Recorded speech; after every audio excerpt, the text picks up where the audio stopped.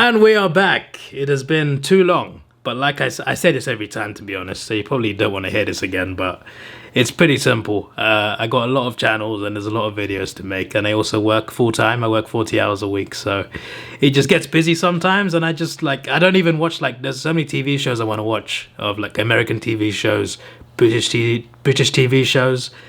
I don't even watch those anymore. Like, I don't even have time. Like, The Boys season whatever came out a few months ago and I still haven't seen it, and I love that show. It's like my favorite show on TV. So I'm missing out on everything now. Everything that's on TV I miss out on now, and I'm even missing out on this series. But yeah, I'll work it out. Even though I've cut down every channel, I've cut down on content, and I still don't have time. I don't understand how this is possible. I don't understand, because I'm doing less reactions to Ultraman. My main channel is less videos. My vlogging channel is less videos. I do less streams than I used to do. So where's the time going? I'm still working the same hours. I don't know, but I'll work it out, and I might do smaller episodes like this. So I used to like do a plan where five episodes at a time, and do 2-parters separately, 3-parters separately, do the finale separately, do the first episode separately. I'll still do some of those things. Like, I'm still going to do like 2-parters, 3-parters as one video. I'm still going to do episode 1 as one video. The last episode as one video. I'm still going to do that. But in the middle, I was going to do like 5, 5, 5. But I realize now that sometimes I've only got like 1.5 hours to watch Ultraman. So I'll watch 3 episodes, review it, and woo! At least we got a video. At least I can review it every now and then. I'm hoping to actually finish this. And I'm saying hoping because I don't want to promise, because I wanted to finish this by like February and we're still here. So I don't want to promise too much, because then I'll just be like, oh, I'm not here anymore. But yeah, I'm hoping to get this done by November, and then in November we can start Ultra 7, hopefully, because I want to do reviews for Ultra 7, The Return of Ultraman, Ace, Taro, Leo, The Ultraman, 80, Ultraman 80, The Adventure Begins, which I think is the American one, Towards the Future, which I think is the Australian one, The Ultimate Hero, is that an anime? I can't remember, Ultraman Nice, and Neos. I want to do reviews for those, and for reactions, after Cosmos is done, I want to do Mega Monster Battle, but I might start that before Cosmos is finished, Mega Monster Battle, because I'm going to... On Cosmos, I've watched up to episode 49 at the moment. So if you're a member, you can see it early. But I'm recording those extra in advance, and that's another reason why I've been late on this series as well. But after I finish Cosmos, hopefully I start Mega Monster Battle before Cosmos is finished uploading. So I want to react to Cosmos first, and then start watching Mega Monster Battle, but upload it early. After Cosmos, the plan is Ginga S, Zero the Chronicle, Geed, RB, and Tiger. So that should be done over the course of the next couple years, hopefully. Yeah, anyway, as I was saying, here we go. Ultraman, 3 episodes. Episode 30 really saddened me and confused me a lot, so look forward to that review. Episode 28. Also, I think I've mentioned this before, and I think you guys said this to me before, but I completely forgot that Ide is Professor Date from Ultraman Max, and I'm just like, I felt like I found this out for the first time today. I'm just like, I recognize that smile. I've seen this smile already in previous episodes of Ultraman Hayata, but I know this smile. Ah, yes, it's Mr. Date from Ultraman Max. He always smiled the same. I should have known. He's also passed away a few years ago. Rest in peace. Aged 80. But yeah, episode 28 was Human Specimens 5 and 6. The kaiju is called Dada. There's 2 of them, I'm pretty sure, but one's in like a different dimension or something. Dada was an interesting name choice for a kaiju. Well, for an alien. It was only a kaiju at the end. It was mainly just an alien. So they were looking for people. They were looking for test subjects. What did I write down in my notes? So yeah, at the start, so there's a mountain where people keep having incidents, and it always happens at 12 noon. So Cap and Ide go to investigate. They're on this bus in this mountain. There's a woman on the bus, and from the moment I saw her, from the first few scenes, I noticed there's something off about this woman. I bet she's involved with the kaiju somehow. That's what I thought. I was suspicious of her because she's not acting right. There's something wrong there. She might be an alien or a villain. That's what I thought. That basically almost the whole episode. So the bus crashes off the cliff. It comes completely unexpected. The driver was driving, and then the screen changed to purple. So I don't know if he saw purple or if he saw something else, but he got terrified, and the bus crashed off the cliff. The way the bus crashed, it was just like, how did no one die there? Because no one died. I was just like, the way the bus fell off the cliff, I'm just like, people survived this? I was like, what? So maybe like the aliens were causing this, but doing it in a way to protect the people so they wouldn't die, because they were looking for people to abduct away from Earth. I'm guessing something. I don't know. I don't really know. So Cap wakes up with this woman that was on the bus that I was suspicious of, and they wake up and they look at the bus. They go towards the bus. He goes towards the bus. He leaves her up there in safety, and everyone's gone. The bus is empty, and there's a police officer there saying it's been an hour since the crash, and Cap was just like, an hour? It was like he was surprised. It's like, oh, didn't we just crash? But apparently it's been an hour since the crash, and everyone's okay apart from Ide. Ide broke his leg. Apart from that, everyone is okay. And then Cap goes back to help the woman, and she escapes. She leaves.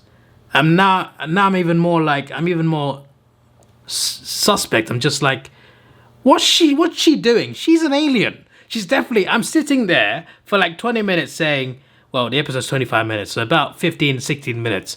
I'm sitting there saying, she's an alien. The whole time I was fooled. But I thought she was an alien until I found out she wasn't. I'm trying to review it in order. So like when I watch the episode, I write down notes, and I'm just reading through the notes. I want to review everything in order of the episode. That's why I keep looking down and up. just so you know. It also reminds me of certain details, because I always forget certain things. Like I just watched Ultraman Arc episode 15. I just did the reaction just now, and I watched the episode. I was going to say some things after the episode, and I forgot what I was going to say. But anyway, back to the review. So there's a random man who stumbles upon the hospital that Ide is staying in, and he says that he saw an alien, and this alien was in the facility, a medical facility. So this guy was a doctor, a scientist, whatever. This alien went in a room with many scientists, and this alien froze all of them and started shooting them, but shooting them to vanish, so abducting them. And then the doctor who turned up on the doorstep of the hospital, he walked in, he got terrified. The alien chased him, and the alien can vanish, it can go invisible, so it can vanish and reappear somewhere else. So that's a very OP power. But he managed to hide in the storeroom. So the storeroom, the door, you can't go through it. So the thing can go through doors, but they can't go through that door because it blocks cosmic rays. Yes, that's the word. See, this is why I write things down, so I remember the words.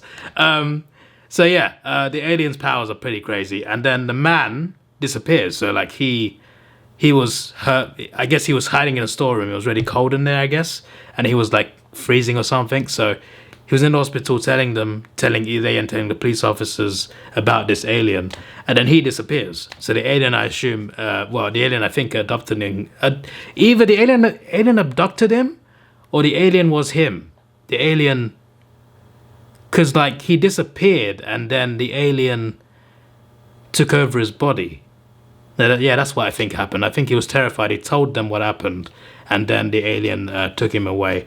So, yeah, the alien specifically wanted to collect 6 specimens. So, 6 specimens. That's the word. I was going to say this earlier, but I forgot, and I'm going through the list now. So, they wanted to collect exactly 6 specimens. Specimen 5 and Specimen 6 turned out later to be the woman and Cap. Those are the two that they needed to. The last two they needed. So they got 4. They needed those two. This alien had a time limit though. It needed to complete this mission in 222 Dada hours. What that means, I don't know. How many Dada hours in an hour? In a human hour? In an Earth hour? I don't know. Does anyone know? Is there a theory on this? Does anyone know the director so he can answer this question? So the woman, until this point, until she had missed this detail, until this point, I thought that she was an alien. She was not. So this man that was scared, that told him about the alien's now overtaken his body, and or he is the alien. It's one of the two. Either way, he transformed into an alien. So she is from the Central Space Atomic Research Center. I wrote it down. The Central Space Atomic Research Center. Apparently, this science lab, they report to them, to the research center, and she was wondering why they didn't send her anything. So at this point, I was just like, oh, so she's not an alien this whole time? She's just curious. She's just investigative. She's just independent. She doesn't need help. She just wants to go and do things. Okay, so she's not an alien. She's just a little bit, maybe not crazy, but she's a little bit cunning, I guess. But she's not an alien. So I was just like, oh, she's not an alien. Damn, I feel like a fool. I'd be a terrible police officer. But yeah, I'd be a terrible detective. That's basically what I thought in my head. Yeah, so they were analyzing. I'm guessing they wanted smart people. I don't know exactly how IQ works, but it said IQ 145, bio reading 898. This is what the alien said when it scanned her in a different room. She didn't hear what he was saying. But from this, the alien said, we got our specimen. So it makes sense why it targeted scientists, because obviously they would be smart. They would have good brains. So they wanted smart humans, 6 specifically, 6 smart humans to abduct. Maybe I didn't hear, but why did they want 6 smart humans? I still don't know.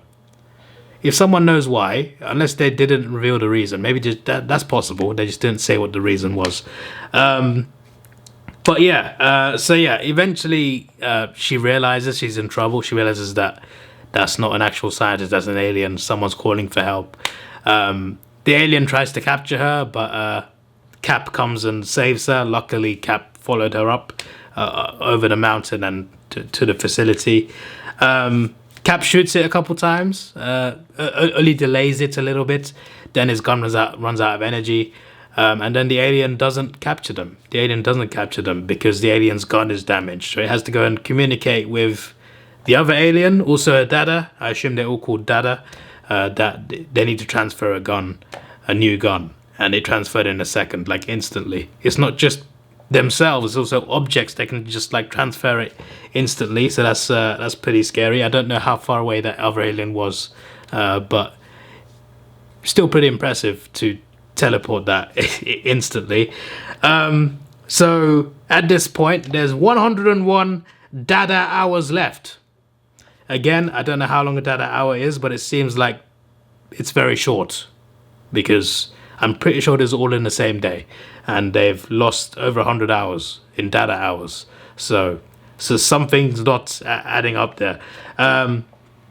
So yeah, Hayata finally arrives. Sorry, not Hayata. Ultraman. Obviously, Hayata is Ultraman, but like Hayata transforms at 19 minutes in. The episode's 25 minutes long, and he transforms 6 minutes left. I'm just like, oh, finally! It took so long, but to be fair, the storytelling was good. It was really good to the point where I was just like, yeah, I'm enjoying this. So when Ultraman showed up, I'm just like, oh yeah. This is an Ultraman show. I just remembered. It's like I was watching Ultra Q for a second. And then Ultraman came in. So, yeah, the fight effects are really cool. The fight scene effects are really cool. Because obviously Dada can vanish and reappear. The way he was using those powers to fight Ultraman was really cool. I really enjoyed the fight scene. It was really fun, good choreography. Obviously, it's not really a hard effect to do necessarily, but still. It's just disappearing, reappearing, but it still looks so cool the way they did it, the way they edited it together. it was really good effects, I feel, and they nailed it. I think they did a good job with that fight scene. I really enjoyed it. There was a point as well that where the Cap and the woman were being chased by Dada, and they fell off a building. Luckily, Hayata managed to run and save them, and it wasn't like the modern shows where Ultraman can just fly and save or just quickly jump.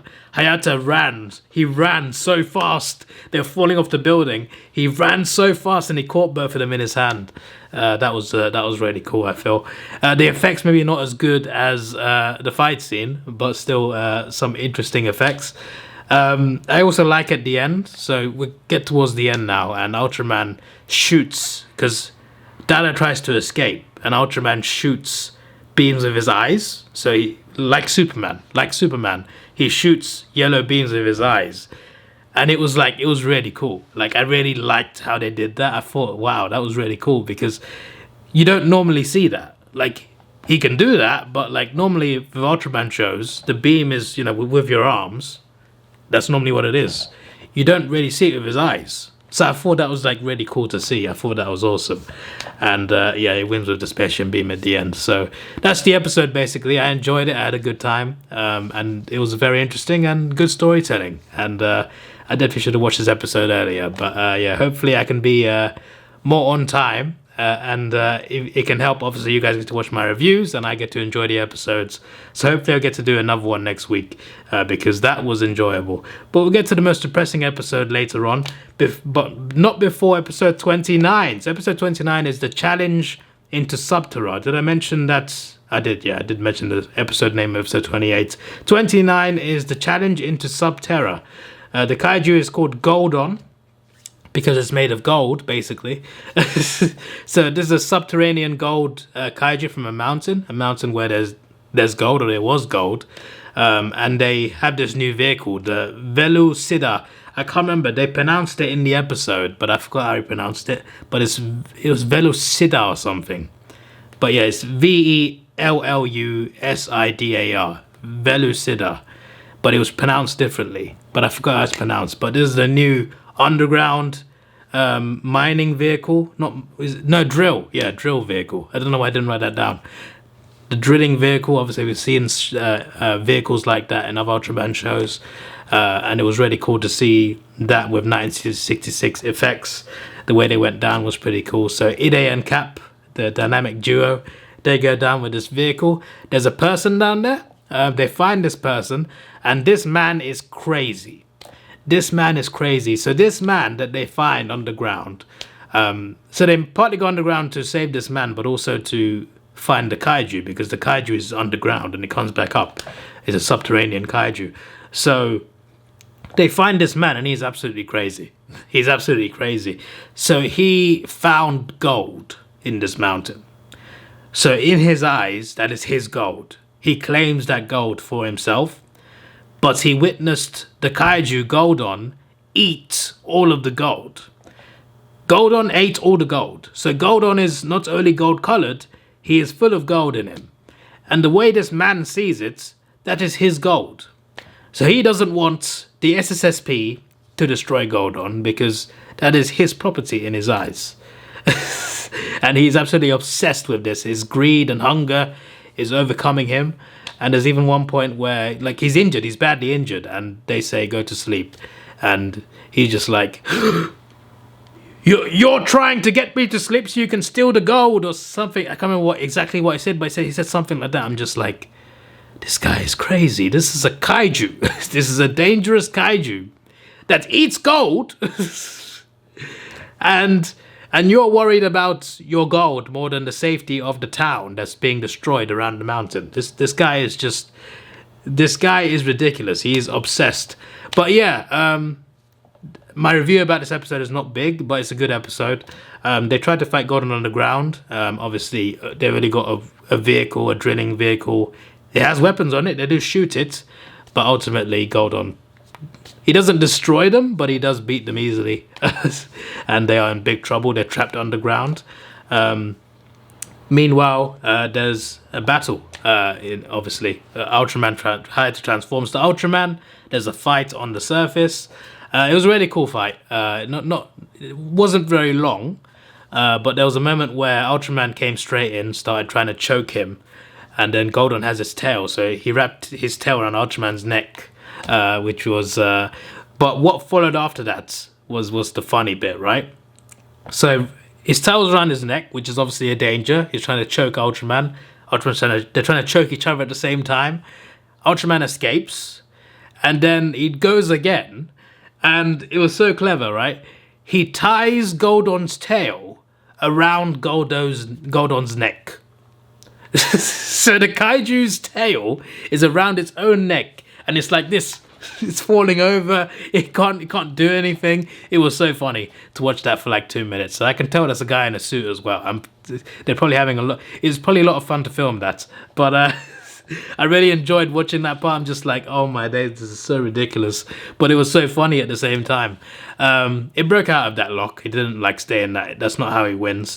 But he wins with a beam eventually after Goldon gets out. So it's not a very long fight. But it was funny, and it was pretty cool. I also liked the design as well. It was pretty cool. I didn't like the design that much of I forgot the name of Dada. I was just like, oh, that's a weird design. But this Goldon kaiju was really cool. And after he defeats Goldon, Ultraman goes underground. He saves Ide and Cap and the crazy man trapped underground in their vehicle. And they recover 150 tons. This is what the narrator said. They didn't show this in the episode, but the narrator said it at the end. 150 tons of gold was found inside the kaiju, extracted from the kaiju, and it was donated for reconstructing the town that was destroyed. So that's very good and noble. I wonder what the crazy man said about this, because we never saw his reaction, but that is the correct thing to do. Anyway, that was a good episode. On to episode 30. Phantom of the Snow Mountain. So the kaiju is called Wu, and there's this snow girl. I was very flabbergasted, sad, confused, and a little bit annoyed by the ending of this episode. I was so confused by what just happened, but also very sad. There was a very sad scene at the end. So let's start. There's a man found unconscious on a ski mountain. This man sees Wu, sees this giant Yeti monster in the mountains, and I assume he collapsed after seeing it, or he just, I can't. They showed it in the episode, and I've completely, my mind's gone everywhere now. But anyway, he saw Wu, and there's this girl called Yuki. Yuki's a snow girl. She knows Wu for some reason. She has a connection with this Wu monster. And because of this, the people of the town don't like her. She's bullied by the kids. The adults don't like her. Everybody hates her. Nobody who lives there likes Yuki. Which is really sad because she's just a child. And everybody hates this person. And I was thinking in my head, like, has she got anyone there? Parents, kids, friends? Like, what, sisters, brothers? Like, is she on her own? Why do they call her Snow Girl? So you find this out eventually. There's a mysterious snow mountain where the Yeti lives, I assume. It's always snowy there. Even in the summer, it's always snowy. So it's like a ski slope resort. So it's like people go there to ski. It's like a big mountain range. But there's this one mountain on this range that's always snowy, even in the summer.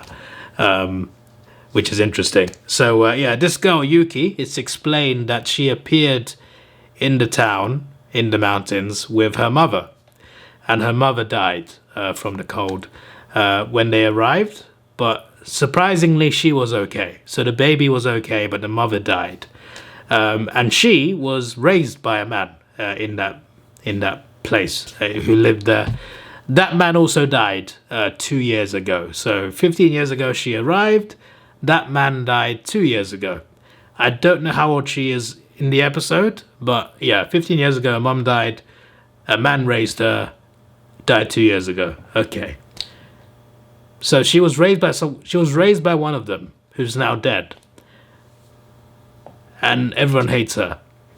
So I'm guessing the man that raised her, did they turn on him? I'm confused. I'm curious because like if one of them raised her, then wouldn't he have had friends and wouldn't they have?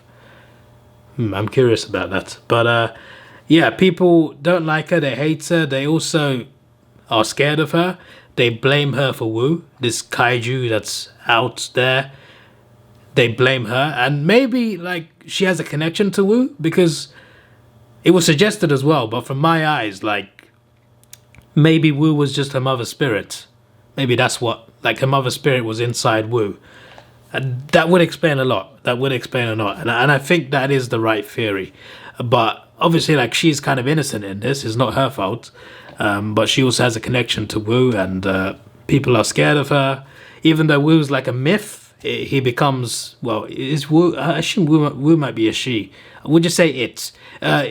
It becomes real because it was just a myth until this episode, and then it became an actual thing, an actual kaiju that existed, and people already didn't like her, and now they are scared of her. They blame her, and Ide is one person who sympathizes with Wu, not Wu, sorry, with Yuki, with the girl Yuki. He sympathized with Yuki because he also suffered loss when he was a kid as well, so he can relate to this girl, which is understandable, very understandable, and he definitely was right to have faith in her because she wasn't bad, she was kind-hearted, she just didn't feel like an animal like Wu deserved to suffer or anything like that. Like, and she could talk to Wu as well. She could just say, please go away, it's okay, don't threaten the humans, just go back to the mountains. Like, there is a connection there, and it's quite clear that Wu cares about her, but like at the end of the day, like, she doesn't want Wu to die. She doesn't want the humans to die. She cares about everybody. But despite that, the humans hate her because as far as the humans are concerned, she is causing Wu to be there somehow. So they hate her, they're scared of her. There's one time when the SSSP arrives because the police want help. There are certain teams there that are too scared to help, so they call SSSP in. They see Wu, they see this big monster, and she tells him to just, or tells him or her to just calm down, to go away. And one quote especially just really hurt a little bit because she said, I wrote down I paused it to write it down. If you treat the humans violently, they won't accept me. If you treat the humans violently, they won't accept me. She wants to be accepted. She wants the people to like her. Like, everybody hates her, and despite that, she wants them to like her. She wants to be their friend. She wants to be part of the town. She wants to be part of the community. She wants to be accepted. It's not like she wants to live in the snow and talk to Wu all day. She wants to be with the humans, but the humans there are rejecting her. And it's just like the only human in the entire place that sympathizes with her is Ide. That's it. Like, what's going on? So that really hurt me. I'm just like, she really, like, there was a scene of her getting bullied by some kids just before. Like, she was in a ditch and they threw snow at her. Like, they really hate her, and like, she still wants them to accept her, and that like that tears at your heartstrings. I'm just like, oh no, something bad is gonna happen here. I didn't know it was gonna be that bad because I know the ending now. It's not. I didn't think it was gonna be that bad, but I knew something sad would happen. I just didn't think it'd be that crazy or that dark. But yeah, there is a man found dead in this ditch. The same ditch, I think, that she was bullied in. Maybe she dug it. Who dug that ditch? I can't remember. But she was bullied in this ditch. A few days later, a man was found dead. Not a few days later, I think it was in the same week. Same episode, obviously. A man was found dead in this ditch. She didn't do it. Who did do it? Did someone kill him? Or did he just die? Either way, she did not kill this man, but a bunch of men from the town found this dead body in the ditch, and they blamed her immediately. And this is like a minute after that scene where she wants to be accepted. Like, that quote was like a minute ago. Literally just after the monster goes away, they find a dead body and they just instantly blame her. Like no investigation, no nothing. Instantly, yeah, it was Snow Girl. Little Yuki, who's clearly a child, killed this grown man in a ditch. Okay. I don't. I'm just looking at that. I'm just thinking, oh no, they hate her that much that they can't see beyond their blindness of their hatred. Like they can't see. Like this is genuinely like a good person who has a good heart, and they hate her that much. And like, there's one guy as well. I think the guy who's in charge of the place. He's saying they're getting less visitors, less tourists because of the kaiju, because of the monster. There's more at stake here than money, mate. But yeah, that's a different discussion. That's a different discussion. But yeah. So the Ide and what's his name, Arashi. Ide and Arashi are in the jet. HQ orders them to take down Wu. Even though Ide suggested that they shouldn't, they were ordered to take him down. And it seems like it was partly, like, it wasn't just about danger, it was also partly because that guy, the owner, was so adamant that it was bringing tourism down. I feel like that was part of the reason, which is why I was a bit annoyed at the end, because I was thinking like, wait, what? Because it didn't feel like the SSSP were the good guys. Like, they were definitely not the bad. Like, the villains were the people of the town. They were the villains, realistically. The SSSP were not the villains, but it didn't feel like the good guys either. It's just like, the only good people it felt like was Ultraman, Ide, and Snow Girl, and Yuki. Like, it genuinely felt like that. Yeah, so there was one point they're in the jet. They ordered to shoot the kaiju. And Ide says, no, we shouldn't do it. Arashi's like, no, that's HQ orders. Stop being sympathetic. We have to do this. No, we don't need to do this. And this reminded me because I'm currently watching Cosmos. I'm currently 49 episodes into Cosmos. This is just like Fubuki Musashi. We shouldn't kill the monster. No, I want to shoot him. He's a danger. No, please, Fubuki. If there's a chance we can save it, we should save it. He's too dangerous, we should kill him. You know, that sort of conversation between Fubuki, Musashi, and Cosmos. That's the sort of vibe I felt there.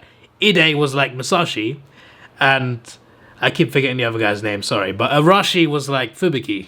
Like, we shouldn't have to shoot. Yes, we need to shoot, it's HQ orders. But should we shoot? And Ide had his theories about the girl as well. But in the end, it was HQ orders there to shoot. Eventually, Ultraman arrives. I checked the comments after the episode, because I always do this. When I finish watching the episode, I pause it and I check the comments before watching the next one. Someone in the comment section said that he got a new suit. So I went back to the episode. I'm just like, oh, I think he got a new suit. I didn't even notice. But Ultraman came right at the end. I think even later than the episode 28, where he came like 19 minutes in. It was very late, like the last minute or two. Ultraman came in. So Ultraman fights Wu for a little bit. And then Yuki, Snow Girl, is running because the men from the town, they find her and they chase her because they think that she killed that man. So she's running away in the cold snow, away from these men, right? She's running as fast as she can. Meanwhile, Ultraman is fighting Wu. This girl, she's running in the snow and she falls over from exhaustion. She just falls over and I'm just like, I hope she's okay. And then Ultraman is fighting Wu. Then you hear the girl's voice. She shouts, Wu, Woo, Woo. You hear it like two or three times. Ultraman is just like, what's going on? What's going on? And then Wu disappears. Wu just vanishes. Just like Dada from 2 episodes ago. Wu just vanishes completely, just disappears. And I'm just like, wait, what? I'm so confused. So the girl cried Wu and then Wu disappeared. And then the girl's dead. It pans back to the girl and she's dead in the snow. There's a rabbit there. She's not waking up. The rabbit can't wake her up. No one's waking her up. She literally just died. She literally just died. And in the end, like after this, after she died, there's a scene in the plane. Arashi, Ide are in the plane, in the jet, and Hayata's there as well. So he transforms back and goes in the jet somehow without alerting either of them. Somehow. But yeah, they're talking at the end, and Ide says, what if Yuki never existed? That she was just an illusion of the mountain. She's just an illusion. I'm just like, wait, what? I'm so confused. She was just an illusion of the mountain. So that's why I was annoyed, because first of all, I'm sad because she died. And now I'm just annoyed because, what do you mean? So you talked to her in the episode, the townsfolk knew her this last 15 years, and this whole time she was an illusion. There's a man that lived in the town that raised her until 2 years ago. Was he an illusion too? Like, I was so confused. I'm just like, wait, shouldn't they go, because I checked in the comments as well, because someone else said it too, shouldn't they go back down and just check just in case for the girl to see if she's there? Because as far as we know, there's a dead body in the snow. And no one knows she's there. Apart from that rabbit. I was just like, was she actually an illusion? Because for me, it felt like she wasn't an illusion. She was actually there. She was real. So that means she died in a ditch in the snow. And none of the defense force thinks she was real. So they're not going to check for her. Is that what just happened? So no one's going to find that body then? Unless she was, if she wasn't real, fair enough. But like, I feel like she was real. And I'm just sitting here like, I'm sad because she died. But I'm also annoyed because no one on the team thinks to check for her. Because they just accept that she wasn't real. Like, I'm just like surely even Hayata should kind of like notice something, right? I was so baffled by that. I was just so baffled by that. Someone who's an expert on explaining Ultraman, I know there's a few of you, someone explain everything. Was she real? Because I think she was real. And if she was real, why did the team... This is why I'm saying, right? The SSSP, if she was real, they're not the good guys. Like, the villains are the town, and they have just helped the town, but... Surely, like, even Ultraman should notice something, right? Like, something was off about that ending. I'm so confused about the whole thing. Like, I'm sitting here like, what? I think she was real and she died. And they don't think she was real. I've been talking so long that my camera stopped working. I don't know how to feel about the episode. I don't know how to feel about it. I don't know. Like, I watched Ultraman Arc episode 15 after watching it to cheer me up, and it cheered me up. Now I'm just sad again. So I should have watched that after reviewing this. But I'm just flabbergasted. This video is like going to be the longest one of the series so far, I think. Yeah, it is. The longest one is 26 minutes. This is going to be longer than that. Oh my days. But someone please explain. Put my mind at ease, because from my perspective, there were no heroes there. The only hero was the girl. Now I'm thinking about it. I'm just like, wait, what? And it's probably just going to end there. Like, there's not going to be a sequel to that. But yeah, there you go. The design was okay. It's just a giant Yeti. The most impressive design was definitely Goldon out of the 3 episodes. But yeah, I feel like 3 episodes was a good idea actually for this episode, for this video, because I've spoken so long about episode 30 that I'm just like, yeah, we needed the time. This is your boy Davidoff. Please like, share, subscribe. Thanks for watching. Have a good day and goodbye. Let's take it slow. Where you go, I go too. And if you hit the bottom, I'm going down with you. Let's take it slow. Who cares where we gotta be? You know you'll have a good time.